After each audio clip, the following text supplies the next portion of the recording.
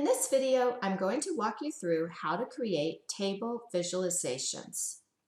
To create a table visualization, we will use the report mode. Click on report mode. In visualizations, click on table. In the fields area, click on the data columns you would like to show in the table. I want to show the total amount for each general ledger category. Therefore, I will click on General Ledger and Amount.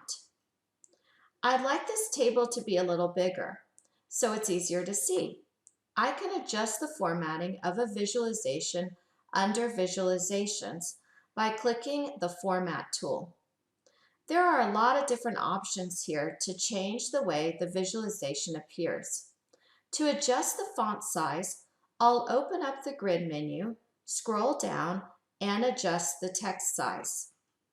In some cases, you may not be able to see the entire table.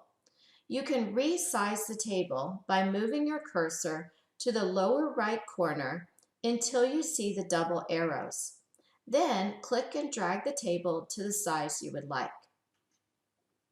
I would like to rename total to gross profit in this table.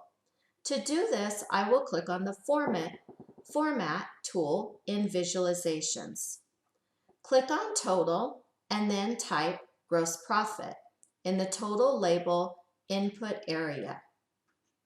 By the way, if you don't see the same options, it's most likely because you don't have the table selected.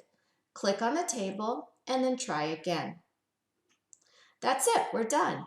This video was created and narrated by Tracy Miller Nobles and is part of the Power BI Skill Builder video series. See accountingisanalytics.com for additional faculty and student resources.